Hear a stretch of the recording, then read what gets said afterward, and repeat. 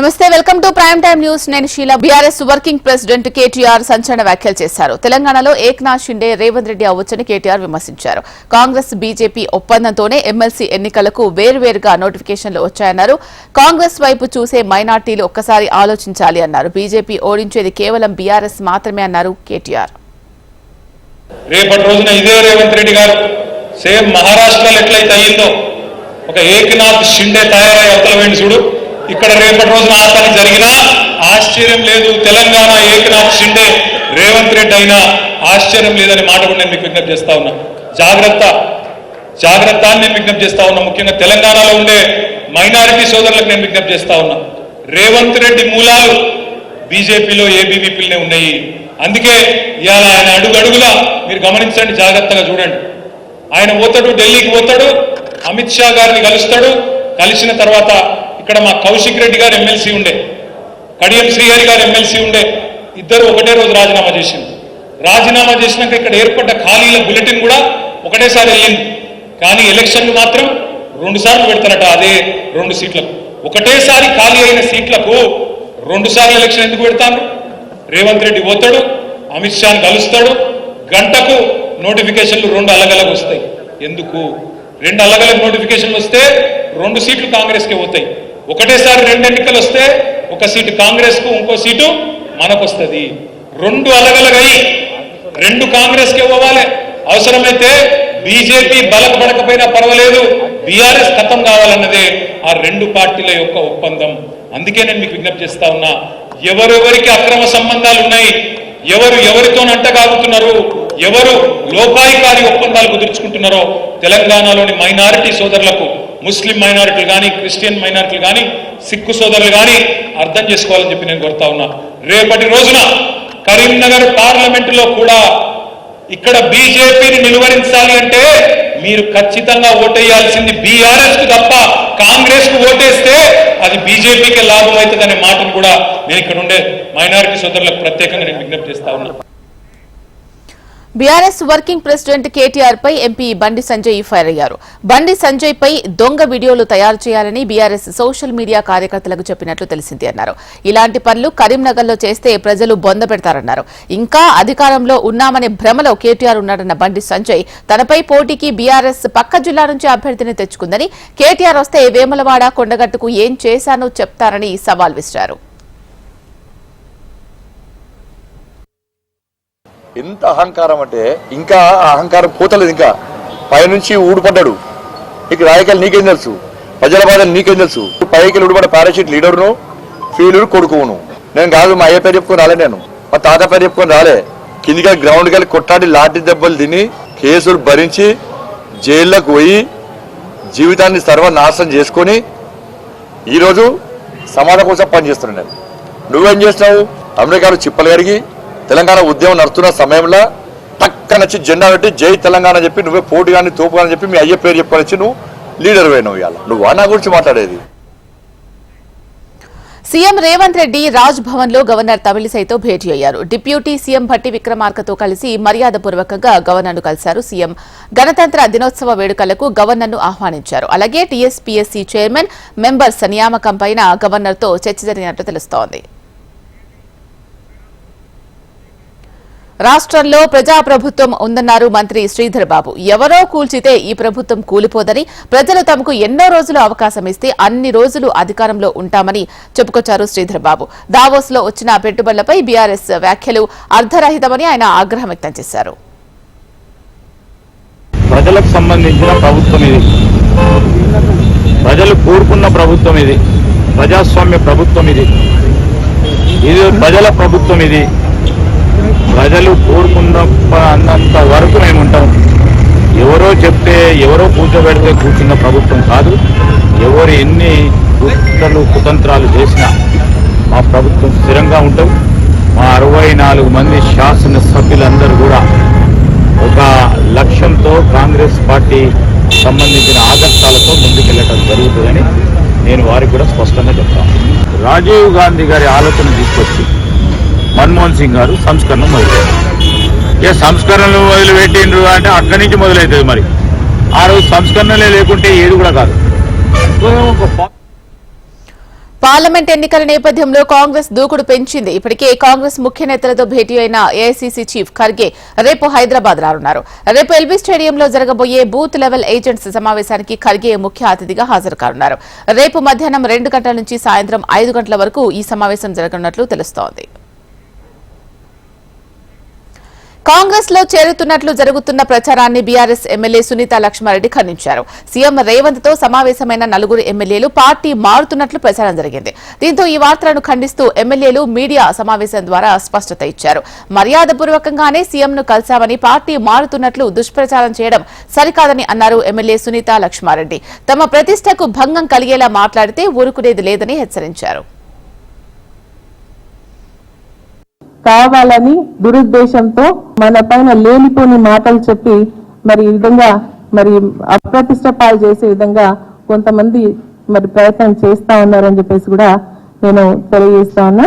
మరి ఈ రోజు నిజంగా కూడా మేము చాలా సమస్యలు ఎదుర్కొంటున్నాం. నేను సీనియర్ ఒక 3 సార్లు ఎమ్మెల్యేగా చేసి మంత్రిగా చేసి ఇప్పుడు మళ్ళీ 4వ సారి శాసనసభ్యులుగా ఎన్నుకోబడ్డారు. కానీ అయినా కూడా ఇబ్బందులు వస్తాను. ఇప్పుడు కూడా నేను వస్తూ ఉన్నప్పుడు మాకు సంబంధించినటువంటి కార్పొరేటర్ కి సంబంధించినటువంటి కొన్ని బోర్ మోటార్ లాగడం లాంటిది అన్ని కూడా చేస్తా ఉన్నారు. అవన్నీ కూడా మేము ఎదుర్కొంటున్నాం కాబట్టి సీఎం గారితో నిన్న మాట్లాడుతూ ప్రోటోకాల్ అదేవిధంగా మాకు ఎస్కాట్ ఇవ్వట్లేదు, పైలటింగ్ ఇవ్వట్లేదు.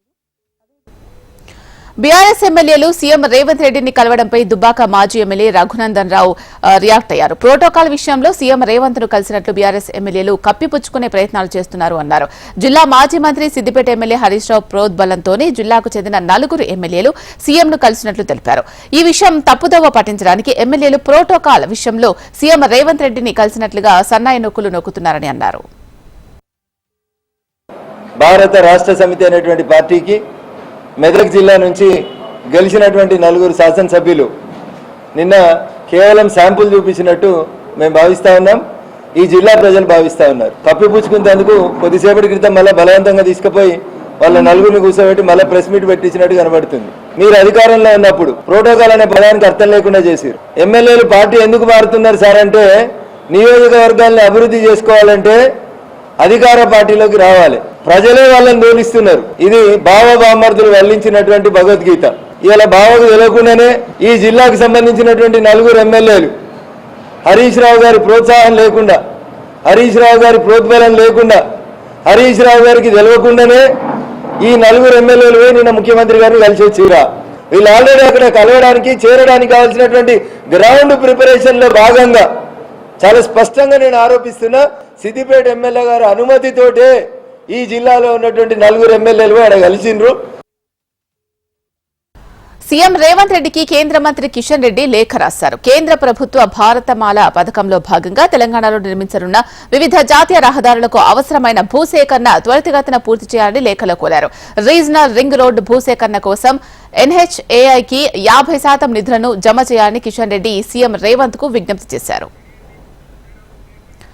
సిద్ధాంతాలతో నిమిత్తం లేకుండా కర్పూరి ఠాగూర్ కు భారతరత్న అవార్డు ఇచ్చిన ఘనత ప్రధాని మోడీదే అని బీజేపీ ఎంపీ లక్ష్మణ్ అన్నారు. బీజేపీ రాష్ట్ర కార్యాలయంలో కర సేవకుల సమావేశం నిర్వహించారు. భాగ్యనగర శివాజీ సేవా సమితి ఆధ్వర్యంలో ఛత్రపతి శివాజీ సేవా పురస్కార్ పేరుతో బుక్ రిలీజ్ చేశారు.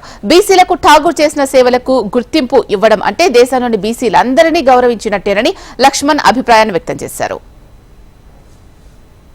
ఇవాళ సిద్ధాంతాల నిమిత్తం లేకుండా ఇవాళ కర్పూరి ఠాకూర్ ఒక సోషలిస్ట్ విధానాలతో తన రాజకీయ జీవితాన్ని గడిపినప్పటికీ వారు చేసే సేవలు దేశానికి, ఈ సమాజంలో అణచివేత వర్గాలకు ముఖ్యంగా బీసీలకు చేసే సేవలు మరవలేవని చెప్పి వారికి ఇవాళ వారి శత జయంతి మరి ఉత్సవాల సందర్భంగా ప్రధానమంత్రి గారు స్వయంగా మొన్న మా ఢిల్లీలో కూడా మాతో సమావేశమైనప్పుడు పెద్ద ఎత్తున ఈ శత జయంతి వేడుకలు ప్రభుత్వం వైపు నుంచి జరపాలి, పార్టీ పరంగా కూడా జరపాలని చెప్పి వారు కోరినప్పుడు మరి నిన్ననే ఈ యొక్క గణతంత్ర దినోత్సవ సందర్భంగా వారికి భారత రత్న బిరుదు ఇవాళ వారికి ఈ మోదీ ప్రభుత్వం వారికి ఇవ్వడం అంటే వాళ్ళ మొత్తం యావత్తు దేశంలో బీసీలను ఇవాళ గౌరవించడం అవుతుంది. బీసీలు కూడా అత్యంత వెనుకబడ్డ బీసీలకు ఆ గౌరవాన్ని కల్పించినటువంటి మన ప్రధానమంత్రి నరేంద్ర మోడీ గారికి ప్రత్యేకంగా భారతీయ జనతా పార్టీ కార్యకర్తలుగా లేదా వెనుకబడ్డ వర్గాల సామాజిక వర్గాలకు సంబంధించిన జాతుల వ్యక్తులుగా మనం ఇవాళ వారికి హృదయపూర్వకమైనటువంటి ధన్యవాదాలు నరేంద్ర మోడీ గారికి తెలియజేస్తాం. వాళ్ళ పార్టీ తెలంగాణలో లోక్సభ ఎన్నికలపై బీజేపీ హైకమాండ్ దృష్టి సారించింది. ఇందులో భాగంగా ఈ నెల 28న హోంమంత్రి అమిత్ షా తెలంగాణ పర్యటనకు రానున్నారు. కరీంనగర్, మహబూబ్ నగర్, నల్గొండ పార్లమెంటు పరిధిలోని పార్టీ కార్యకర్తలతో అమిత్ షా సమావేశం కానున్నారు.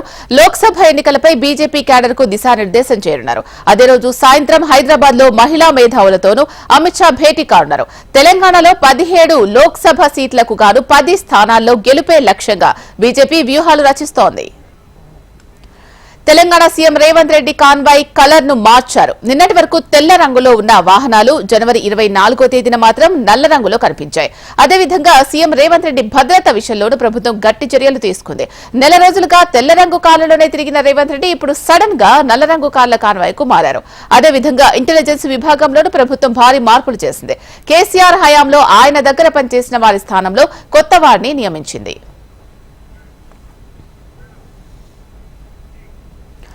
తెలంగాణలో పలువురు ఐఏఎస్లు బదిలీ అయ్యారు. 6 అధికారులకు పోస్టింగులు ఇస్తూ ప్రభుత్వం ఉత్తర్వులు జారీ చేసింది. గనుల శాఖ డైరెక్టర్ గా సుశీల్ కుమార్, రోడ్ల భవనాల శాఖ జాయింట్ సెక్రటరీగా Harish, health and family welfare శాఖ జాయింట్ సెక్రటరీగా వినయ్ కృష్ణారెడ్డి, స్కెడ్యూల్ కులాల శాఖ ప్రిన్సిపల్ సెక్రటరీగా ఎన్ శ్రీధర్, పశు సంవర్ధక శాఖ జాయింట్ సెక్రటరీగా అమోయ్ కుమార్, ఐఆర్డీ సీఈఓగా కాత్యాయని దేవిని నియమిస్తూ ఉత్తర్వులు జారీ అయ్యాయి. జనసేన పార్టీకి కేంద్రం ఎన్నికల సంఘం గుడ్ న్యూస్ చెప్పింది. ఆ పార్టీకి గాజు గ్లాస్ గుర్తును ఖరారు చేసినట్టు తెలిపింది. ఈ మేరకు ఈసీ ఉత్తర్వులు విడుదల చేసింది. జనసేనకు గాజు గ్లాస్ గుర్తును కేటాయించాలని ఏపీ ఎన్నికల సంఘానికి ఈసీ ఆదేశించింది. గత సార్వత్రిక ఎన్నికలు, తెలంగాణ అసెంబ్లీ ఎన్నికలు జనసేన గాజు గ్లాస్ గుర్తుపైనే పోటీ చేసింది. మంత్రి ధర్మాన ప్రసాదరావు తన రాజకీయ జీవితంపై ఇంట్రెస్టింగ్ కామెంట్స్ చేశారు. 25 ఏళ్లుగా ఎమ్మెల్యేగా ఉన్నారని, తనకు మరోసారి పోటీ చేయాలి అనే ఆలోచన లేదన్నారు. జగన్మోహన్ రెడ్డి పోటీ చేయాలని తనను కోరుతున్నారని ధర్మాన తెలిపారు. 33 ఏళ్లకే మంత్రిని అయ్యారని గుర్తు చేశారు. నియోజకవర్గ ప్రజలు పోటీ చేయాలి అని కోరితే మళ్లీ పోటీ చేస్తా, లేదంటే పోటీ నుంచి తప్పుకుంటారని అన్నారు. నాకు గెలిపించకపోయినా సరే వైఎస్ఆర్ పార్టీ వస్తే మళ్ళీ ఇదే పద్ధతిని ప్రభుత్వం నడుస్తుంది. నేను గెలవడం అనేది ఎందుకు ఎన్నిసార్లు గెలుస్తాను? ఇంకా 25 సంవత్సరాలు నేను ఎమ్మెల్యేను. అందుకే నేను ఇప్పుడే చెప్పారు కదా, సరే నేను రెస్ట్ తీసుకుంటాను, ఇంకా ఈసారికి ఆగిపోతాను, ఎవరికో పెడదాములే పెట్టి సాయం చేద్దాం, పార్టీ పని చూస్తానంటే ముఖ్యమంత్రి గారు ఒప్పుకోలేదు. నేను చాలా చిన్నప్పుడే వచ్చేసాను రాజకీయాల్లో. 33 సంవత్సరాలకు నేను మంత్రి అయిపోయాను. ఏకంగా 33 నెలలు అంటే ఇప్పుడు సత్యనారాయణ అంతకంటే చిన్న వయసులోనే మంత్రి. సత్యనారాయణ గంట వయసు ఉంటుంది, 33 ఉంటాయా? ఇప్పుడు సత్యనారాయణ అప్పుడే నేను మంత్రి, ప్రభుత్వం నడిపిన ఇంట్లోనే ఉన్నాను. ఏం విసుగు కదా, మరి అన్ని వదిలేసి తిరిగాం కదా. అందుకోసమే నేను మానేద్దాంలే ఈసారి అన్నాను. లేదు అన్నా, ఈసారికి ఒకసారి పోటీ చేయి, నెక్స్ట్ టైంకి నేను ఆలోచిద్దాంలే, ఈ ఒక్కసారికి మాత్రం నువ్వు పార్టీ కోసం చెయ్యి ముఖ్యమంత్రి అంటే మళ్ళీ తప్పదు కనుక నేను అప్పటికీ ఇంక ఇస్తాను లేదు. మీ అందరూ ఏమంటే అది చెప్తాను అతనికి. ఇప్పుడు నేను మానేద్దామంటే మీరు బాగుందేనంటే మీరు అన్నారని మాట చెప్పి నేను కూడా మానేస్తాను. మానొద్దు అని అంటే మా వాళ్ళందరూ మానొద్దని అన్నారని చెప్తాను. ఏం చెప్తాము? సగం మంది అటు సగం మంది ఇట్లా ఉన్నారు లేదా? ఏమరా? సీఎం జగన్ ను ఎదుర్కొనే సత్తా చంద్రబాబు, పవన్ కళ్యాణ్ కు లేదని విమర్శించారు మాజీ మంత్రి వెల్లంపల్లి శ్రీనివాస్. చంద్రబాబు, లోకేష్, పవన్ కళ్యాణ్లు ఏ ప్రాంతం నుంచి పోటీ చేస్తారో వారికే తెలియదని ఎద్దేవా చేశారు. చంద్రబాబుకు కుప్పంలో పోటీ చేయాలంటే భయం, లోకేష్ కు మంగళగిరిలో పోటీ అంటే భయం, పవన్ గాజువాకలో పోటీ చేయాలంటే భయపడుతున్నారని విమర్శలు చేశారు.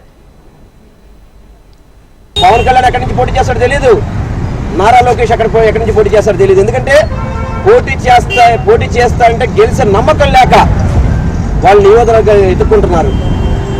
ఈరోజు చంద్రబాబు కుప్పంలో చేయాలంటే భయపడే పరిస్థితి, చంద్రబాబు మన నారా లోకేష్ మంగళగిరిలో పోటీ చేయాలంటే భయపడే పరిస్థితి, పవన్ కళ్యాణ్ గాజువాకలో పోటీ చేయాలంటే భయపడే పరిస్థితి. వీళ్ళ మనకు నాయకులు, వీళ్ళు ఇచ్చి రాష్ట్రాన్ని పరిపాలిస్తారా? ఇటువంటి నాయకులు మనకు అవసరమా? దానికి తగ్గట్టు ఇక్కడ ఒక ఎద ఉన్నాడు. ఇక్కడ ఉండడానికి 6 రోజులు ఉంటాడు, పనికిరాడు, దేనికి పనికిరాడు. ఉదయం పూట ఎండ చూడలేడంట, రాత్రిపూట చంద్రుని చూడంట. అటువంటి వాడు నియోజకవర్గం అవసరమా? చాలా మంది చెప్తారు సాయంత్రం 7 గంటలు అయితే గేట్లు వేస్తారంటే కరెంట్లు ఉంటాయండి దానికి అని చెప్పని. అటువంటి నాయకులు ఇక్కడ ఈ నియోజకవర్గానికి అవసరమా? ఉదయం 8 వరకు 9 నిద్రలు ఇస్తారట, 11ంటికి బయటకు వచ్చి టీ తాగుతారట. వాళ్ళు ప్రజల కష్టాలు తీరుస్తారట. ప్రజలకు తెలుసు ఎవరు కష్టపడతారు, ఎవరు పనిచేస్తారనేది. ఒంగోలులోని పేదలకు ఇళ్ల స్థలాలతో పాటు ఇళ్లను నిర్మించి ఇవ్వడమే తన లక్ష్యమని మాజీ మంత్రి బాలినేని శ్రీనివాసరెడ్డి స్పష్టం చేశారు. ఇళ్ల స్థలాలు ఇవ్వకపోతే రాజకీయంగా వైదొలిగేందుకు కూడా నిశ్చయించుకున్నారని తెలిపారు. పేదలకు స్థలాలు ఇవ్వకపోతే ఎందుకు పోటీ చేయాలి అనే ఉద్దేశం తనలో ఉండేదని, తక్కువ సమయంలోనే అన్ని మౌలిక సదుపాయాలతో పేదలకు ఇళ్ల స్థలాల పంపిణీ జరుగుతోంది అని అన్నారు. ఒంగోలు ఎంపీగా మాగుంట శ్రీనివాసరెడ్డి పోటీ చేయాలని తాను కోరుకుంటున్నారని బాలినేని తెలిపారు. గత 6 నెలల నుంచి కూడా ఇళ్ల పట్టాలు ఇస్తామని చెప్పి చెప్పడం జరిగింది. ఇళ్ల పట్టాలు ఒంగోలు ఇవ్వటానికి ఆలస్యం కూడా చాలాసార్లు చెప్పాను. కరజల దగ్గర కావాలని కోర్టులో తెలుగుదేశం కోర్టులో ఇప్పిస్తే అది దానివల్ల ఆగిపోవటం వల్ల లేట్ అయింది. తర్వాత సీఎం గారితో మాట్లాడి మరి సంబంధించినటువంటి ప్రైవేట్ ల్యాండ్ ఇక్కడ ఎక్కడ కూడా గవర్నమెంట్ ల్యాండ్ లేదు కాబట్టి అంత 500 ఎకరాలు దొరకడం కష్టం కాబట్టి మరి ప్రైవేట్ ల్యాండ్ కొనేదానికోసం మొత్తం కూడా 230 కోట్లు అవుతుంది అని చెప్పి మరి కలెక్టర్ గారు వీళ్ళందరూ కూడా అంచనా వేసి అప్పటివరకు సీఎం గారికి చెప్పడం జరిగింది. అది ఈ నెల వస్తుంది అని చెప్పి అనుకోవటం. సార్వత్రిక ఎన్నికలకు వైసీపీ సన్నద్దమవుతోంది. జిల్లాల పర్యటనతో ఎన్నికల శంఖారావాన్ని పూరించబోతున్నారు సీఎం జగన్.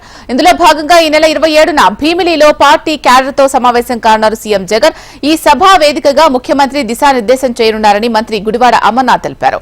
2024 ఎన్నికలకు తొలి ఎన్నికల సమావేశంగా భావిస్తున్నామని అన్నారు.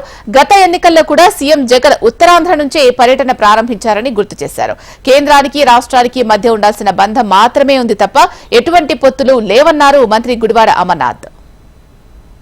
ఈ రాష్ట్ర ప్రభుత్వానికి ఉండాల్సినటువంటి రిలేషన్షిప్ మాత్రమే మాకు ఉంది తప్ప భారతీయ జనతా పార్టీకి వైఎస్ఆర్ కాంగ్రెస్ పార్టీకి ఎటువంటి రిలేషన్షిప్ లేదు. అది అర్థం చేసుకోవాలి. అటువంటిది ఏదన్నా ఏపీలో కుమ్మక్కు రాజకీయాలు నడుస్తున్నాయని కాంగ్రెస్ రాష్ట్ర అధ్యక్షురాలు వైఎస్ షర్మిల ఆరోపించారు. టీడీపీ, వైసీపీ 2 పార్టీలు బీజేపీకి ఊడిగం చేస్తున్నాయని అన్నారు. ప్రతిపక్షంలో ఉన్నప్పుడు జగనన్న స్పెషల్ స్టేటస్ మీద మూకుమ్మడి రాజీనామా చేద్దాం అన్నారు. కానీ ఇప్పుడు ఆ ఉద్యమం మాట మర్చిపోయారని షర్మిల విమర్శించారు. కాంగ్రెస్ అధికారం చేపడితే మొట్టమొదటి సంతకం ప్రత్యేక హోదా ఫైల్ మీదే పెడతారని షర్మిల ధీమా వ్యక్తం చేశారు. అధికారంలో ఉన్న వైసీపీ పార్టీ కంటికి కనిపించని పొత్తులు పెట్టుకుంది బీజేపీ పార్టీతో. కనీసం ఆయనన్నా చంద్రబాబు గారైనా ప్రజల ముందుకొచ్చి అందరికీ కనిపించేలా ట్రాన్స్పరెంట్ గా పొత్తు పెట్టుకుంటే వైసీపీ మాత్రం బీజేపీకి అసలు ఎవరికి కనిపించకుండానే తెర వెనకాలనే పొత్తులు పెట్టుకొని ఆంధ్ర రాష్ట్ర ప్రజలను మోసం చేసిందన్న మాట అవాస్తవం కాదు. ప్రతిపక్ష నాయకుడిగా జగనన్న గారు ఎన్నిసార్లు ప్రతిరోజు ప్రత్యేక హోదా గురించి మాట్లాడారు. ప్రతిపక్ష నాయకునిగా చంద్రబాబు గారు ముఖ్యమంత్రిగా ఉండగా చంద్రబాబు గారు బీజేపీతో పొత్తు పెట్టుకున్నాక ప్రతిపక్ష నాయకుడిగా జగనన్న గారు ఎన్నో నిరాహార దీక్షలు చేశారు స్పెషల్ స్టేటస్ కోసం. ఆ రోజు జగనన్న గారు అన్న మాట మూకుమ్మడిగా అందరు ఎంపీలు రాజీనామా చేద్దాం, అప్పుడు బీజేపీ పార్టీ ఎలా స్పెషల్ స్టేటస్ ఇవ్వదో చూద్దాం అన్నారు. ఆ తర్వాత ఎన్నికలు వస్తే స్పెషల్ స్టేటసే నినాదంగా తీసుకొని జగనన్న గారు మొత్తం ఎంపీలను నాకు ఇవ్వండి, నా ఎంపీలను గెలిపించండి, నా ప్రభుత్వాన్ని తీసుకురండి, కేంద్రంలో స్పెషల్ స్టేటస్ ఎలా రాదో చూద్దాము, కేంద్రం మెడలు వంచైనా సరే స్పెషల్ స్టేటస్ తీసుకొస్తామన్న మాట అవాస్తవమా? తీరా అధికారంలోకి వచ్చినాక ఒక్కటంటే ఒక్కటైనా నిజమైన ఉద్యమం చేశాడా జగనన్న గారు? షర్మిల చంద్రబాబు ట్రాప్ లో పడ్డారని వైసీపీ ఎంపీ మిథున్ రెడ్డి షర్మిలను జగనన్న చెల్లిగా ఇప్పటికీ గౌరవిస్తున్నామని అన్నారు. 16 నెలలు జగన్ను జైల్లో పెడితే ఆనాడు షర్మిల కూడా కాంగ్రెస్ పార్టీని, సోనియా గాంధీని విమర్శించారు. ఇప్పుడు అదే కాంగ్రెస్ లో చేరి ఈ ప్రభుత్వాన్ని విమర్శిస్తున్నారని ఆరోపించారు. షర్మిలపై జాలేస్తుంది అన్నారు మిథున్ రెడ్డి. మణిపూర్ ఘటనను పార్లమెంట్ లో వైసీపీ ఎంపీలుగా తీవ్రంగా ప్రతిఘటించామని మిథున్ రెడ్డి గుర్తు చేశారు. ఆ విషయాన్ని షర్మిల మర్చిపోయిందని ధ్వజమెత్తారు. షర్మిల గారి విషయానికి వస్తే ముఖ్యమంత్రి జగనన్న గారి చెల్లెలుగా మాకు గౌరవం ఉంది. కానీ ఈరోజు బాధాకరమైన విషయం ఏమంటే 16 నెలలు జైల్లో పెట్టిన కాంగ్రెస్ పార్టీని ఆ రోజు షర్మిల గారు కూడా తప్పుపట్టారు. అదేవిధంగా రాజశేఖర రెడ్డి గారి పేరు కూడా ఈరోజు ఎఫ్ఐఆర్లో, ఆ రోజు ఛార్జ్షీట్లో ఎఫ్ఐఆర్లో పెట్టిన పార్టీ కాంగ్రెస్ పార్టీ. మళ్ళీ అదే పార్టీకి వెళ్ళి ఆవిడ ఈరోజు చంద్రబాబు నాయుడు గారి ట్రాక్లోనో లేకపోతే ఇతరత్ర దుష్ట శక్తుల జనసేన చీఫ్ పవన్ కళ్యాణ్ ను కొనతాల రామకృష్ణ కలిశారు. ఉత్తరాంధ్ర సమస్యలపై చర్చించామని, ఉత్తరాంధ్రను దత్తత తీసుకోమని పవన్ ను కోరినట్లు తెలిపారు. పవన్ ఉత్తరాంధ్ర నుంచి పోటీ చేయాలని కోరుకుంటున్నామన్నారు. పీసీసీ హోదాలో ఉన్న షర్మిల తనను పార్టీలోకి ఆహ్వానించారని, అయితే జనసేనలో చేరుతున్నందున కాంగ్రెస్ పార్టీలోకి రాలేనని చెప్పాను అన్నారు. జగన్ ప్రభుత్వాన్ని కూకటి వేళ్లతో పెకిలించాల్సిన అవసరం ఉందన్నారు. షర్మిల తాను వైసీపీలో ఉండాల్సిన వారమేనని, కానీ బయటకు వచ్చేశామంటే వైసీపీలో ఎలాంటి పరిస్థితి ఉందో అర్థం చేసుకోవాలి అన్నారు. ప్రజాస్వామ్య విలువలు, రాజ్యాంగం మీద, గాంధీయన్ ప్రిన్సిపల్స్ మీద, అంబేద్కరిజం మీద ఎవరికి నమ్మకం ఉన్నా వారంతా కూడా కలిసి ఈ ప్రభుత్వాన్ని కోకటి వేళ్లతో పెకిలించాల్సినటువంటి అవసరం ఎంతైనా ఉంది. మన రాష్ట్రాన్ని మనం కాపాడుకోవాలా. అదొకటే ఎవరో అధికారం వస్తారు, ఏం చేస్తారు, ఇవి ముఖ్యం కాదు. నేను రాజకీయం ఉండొచ్చు లేకపోవచ్చు, కానీ రాష్ట్రం బాగుండాలి, రాష్ట్రం అభివృద్ధి చెందాలి. ఆ కుటుంబం అంతా, షర్మిల గారు ఇప్పుడు ఎక్కడ ఉన్నారు, నేను ఎక్కడ ఉన్నాను, అంతా అక్కడ ఉండాల్సిన మనుషులు మేము. అంటే ఆవిడే చెప్పారు కదా, వీఆర్ ఫ్యామిలీ, మేము కలిసాం. ఏపీ కాంగ్రెస్ వ్యవహారాల ఇన్ఛార్జ్ మాణిక్కం ఠాగూర్ రాష్ట్రంలో పర్యటించారు. ఈ సందర్భంగా అసెంబ్లీ ఎన్నికల్లో పోటీ చేయాలి అనుకునే అభ్యర్థులకు దరఖాస్తు ప్రక్రియను ప్రారంభించారు. కాంగ్రెస్ తరపున పోటీ చేయాలి అనుకునే కార్యకర్తలు ఎవరైనా దరఖాస్తు చేసుకోవచ్చు అన్నారు. ఏఐసీసీ స్క్రీనింగ్ కమిటీ సూచనల మేరకు అభ్యర్థుల ఎంపిక ఉంటుంది అన్నారు. Starting the process of receiving the applications for the upcoming 2024 Assembly as well as Lok Sabha elections in the state of Andhra Pradesh. Congress party will receive applications for all the Lok Sabha seats in Andhra Pradesh and all the assembly seats in Andhra Pradesh. The Congress workers and Congress leaders who are willing to fight the elections can apply. Congress is not a party which is an autocratic or a dictatorship party which is closed its gates for the workers and leaders who can only appoint in charges, and that in charges is going to be the candidate. Here it is a democratic party, therefore any Congress worker can. Kuppam పర్యటనకు వెళ్తూ ఉండగా వి కోటలో మంత్రి పెద్దిరెడ్డికి నిరసన సెగ తగిలింది. సొంత party కార్యకర్తలే పెద్దిరెడ్డి కాన్వాయ్ను అడ్డుకున్నారు. నీటి బిల్లుల చెల్లింపుపై పెద్దిరెడ్డిని బాధితులు నిలదీశారు. 20 కోట్ల మేర నీటి బిల్లులు ప్రభుత్వం చెల్లించలేదని ఆరోపిస్తున్నారు. నిధులు విడుదల చేస్తామని చెప్పిన పెద్దిరెడ్డి అక్కడి నుంచి వెళ్లిపోయారు.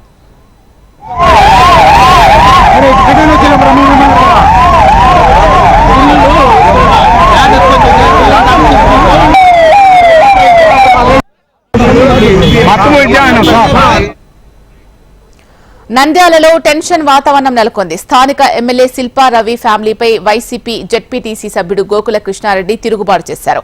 స్థానికేతరుల చేతిలో నంద్యాల నలిగిపోతుందని, స్థానికుల ఆత్మగౌరవాన్ని కాపాడాలి అంటూ పాదయాత్ర చేపట్టారు. అనుమతి లేదని పోలీసులు అడ్డుకోవడంతో తిరిగొచ్చి ఆఫీస్ ముందు నిరసన దీక్షకు దిగారు. స్థానికేతరుల నుంచి నంద్యాలను కాపాడడానికి ఎంత దూరమైనా వెళ్తానంటూ గోకుల కృష్ణారెడ్డి తెలిపారు. స్థానికేతరులు తనను అడ్డుకోవాలని చూస్తున్నారని, తనకే ధమ్కీ ఇస్తున్నారని ఫైర్ అయ్యారు. తాను ఇక్కడ లోకల్ అని, ఖబర్దార్ అంటూ మీసం తిప్పుతూ సవాల్ చేశారు. అయితే ఇంతకీ ఆ స్థానికేతరులు ఎవరు అన్న దానికి మాత్రం ఆయన సమాధానం చెప్పలేదు. మేము శాంతియుతంగా ర్యాలీ చేయడానికి కొందరికి సాగుతుంటే పోలీసు వారు వచ్చి మీకు పర్మిషన్ లేదు, దయచేసి దీన్ని ఇంత ఆపితే బాగుంటుంది అని చెప్పి చెప్పడం జరిగింది. వారికి మర్యాద ఇచ్చి మేము వచ్చి మా స్థావరంలో కూర్చొని మా నిరసన మౌనం ద్వారా తెలియపరుస్తున్నాము. స్థానికులకు ఇప్పుడైనా స్థానికులారా మీరందరూ మేలుకోండి, కదలి ముందరికి రండి, మన నంద్యాల భాగం చేసుకున్నాం. ఇప్పుడే స్థానికేతుల చేతుల్లో నలిగిపోతున్న నంద్యాలను బయటికి తీసుకురావడానికి నేను ఎంత దూరమైన పోనీకి సిద్ధంగా ఉన్నాను. ఎవరెవరో ఫోన్లు చేసి బెదిరియాలు జరుగుతున్నాయంట, ఖబర్దార్ బిడ్డ, లోకల్ గోకులరెడ్డిడా చేసి మళ్ళీ చెప్తున్నా. ఆ నాగరికత పోయి చాలా రోజులైంది. పాతదారులన్నింటినీ లేపొద్దండి. దయచేసి మీరందరూ దీన్ని ఐక్యంగా చేయండి తప్ప ఫోన్లు చేసి బెదిరించడానికి చెప్తే టాటాకు సప్పులకు భయపడికి ఎవరిడా గోకులరెడ్డి, టాటాకు సప్పులకు ఎవరు భయపడేది లేదు. ఇక్కడ పుట్టి పెరిగిన వానికి నన్నే ధమ్కి ఇవ్వాలనుకుంటే నేను ధమ్కి ఇస్తాను. నీ పరిస్థితి ఏందో ఆలోచించు బిడ్డ. కరీంనగర్ లో కార్పొరేటర్ల వరుస అరెస్టులు కలకలాన్ని రేపుతున్నాయి. పోలీసుల అదుపులో మరో 3 కార్పొరేటర్లు ఉన్నట్లుగా తెలుస్తోంది.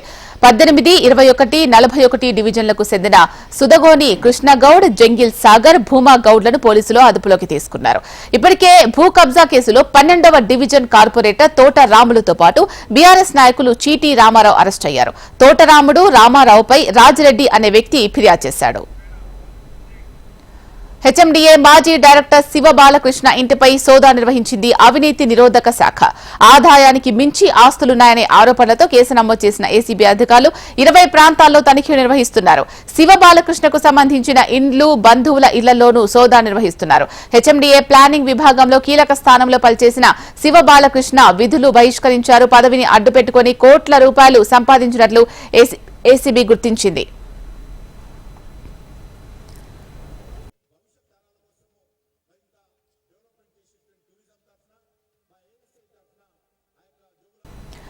పార్లమెంట్ వద్ద భద్రతను మరింత కట్టుదిట్టం చేయడంపై కేంద్ర ప్రభుత్వం దృష్టి సారించింది. ఇందులో భాగంగా 140 మందితో బృందాన్ని ఏర్పాటు చేసింది. వీరిలో 36 మంది సిఐఎస్ఎఫ్ అగ్నిమాపక విభాగానికి చెందిన వారున్నారు. ఈ నెల 31 నుంచి ప్రారంభం కానున్న బడ్జెట్ సమావేశాల సందర్భంగా సందర్శకులతో పాటు వారి సామగ్రిని సిఐఎస్ఎఫ్ బృందం క్షుణ్ణంగా తనిఖీ చేయనుంది. గతేడాది డిసెంబర్ 13న పార్లమెంట్లో చొరబాటు ఘటన తర్వాత భద్రతపై సమీక్షించిన అనంతరం కేంద్ర హోంశాఖ ఈ నిర్ణయం తీసుకున్నట్లు అధికారులు తెలిపారు. మరోవైపు పార్లమెంట్ వెలుపల కానీ బయట కానీ ఫోటోలు తీయకూడదు అంటూ సిబ్బందిని కేంద్రం ఆదేశించింది. ఈ మేరకు పార్లమెంట్ హౌస్ తాత్కాలిక జాయింట్ సెక్రటరీ ఉత్తర్వులు జారీ చేశారు. పదే ఆదేశాలు ఇచ్చినప్పటికీ కొంతమంది సిబ్బంది పార్లమెంటుకు సంబంధించిన ఫోటోలను సెల్ ఫోన్ ద్వారా చిత్రీకరిస్తున్నారని జాయింట్ సెక్రటరీ తెలిపారు. అయోధ్య రాముడిని దర్శించుకునేందుకు భక్తులు పోటెత్తారు. సోమవారం బాలరాముడి ప్రాణ ప్రతిష్ఠ అంగరంగ వైభవంగా జరిగింది. మంగళవారం నుంచి సామాన్య భక్తులకు రామయ్య దర్శన భాగ్యాన్ని కల్పించారు. అయితే వేకువజామునే ఆలయం వద్దకు లక్షలాది మంది తరలివచ్చారు. ప్రధాన మార్గమైన రాంపద్ వీధులన్నీ కిక్కిరిసిపోయాయి. ఉదయం 6 గంటల నుంచి ఆలయ ప్రాంగణంలోకి భక్తులను అనుమతించారు. భారీ సంఖ్యలో భక్తులు తరలి రావడంతో వారిని నియంత్రించేందుకు భద్రతా సిబ్బంది తీవ్రంగా శ్రమించాల్సి వచ్చింది. ఆలయం వద్ద పెద్ద క్యూలు దర్శనమిచ్చాయి. కొంతమంది భక్తులు పోలీస్ లైన్లను కూడా దాటుకుంటూ వెళ్లారు. భక్తుల రద్దీ నేపథ్యంలో ఆలయం వద్ద తోపులాట జరిగింది. మధ్యాహ్నం 2 గంటల సమయానికి దాదాపు 2.5 లక్షల మంది ఆలయానికి వచ్చారని అయోధ్య డివిజనల్ కమిషనర్ గౌరవ్ దయాల్ తెలిపారు. తొలి రోజు దాదాపు 5 లక్షల మంది రాములవారిని దర్శించుకున్నట్లు అంచనా వేస్తున్నారు. పశ్చిమ బెంగాల్ ముఖ్యమంత్రి తృణమూల్ కాంగ్రెస్ అధినేత్రి మమతా బెనర్జీ ప్రయాణిస్తున్న కారు ప్రమాదానికి గురై ఆమె తలకు స్వల్ప గాయమైంది. బుర్ద్వాన్లో మమతా బెనర్జీ కాన్వాయ్లోకి అకస్మాత్తుగా ఒక కారు ప్రవేశించింది. దీంతో మమత ప్రయాణిస్తున్న కారు డ్రైవర్ సడన్ బ్రేక్ వేయడంతో స్వల్ప ప్రమాదం జరిగింది.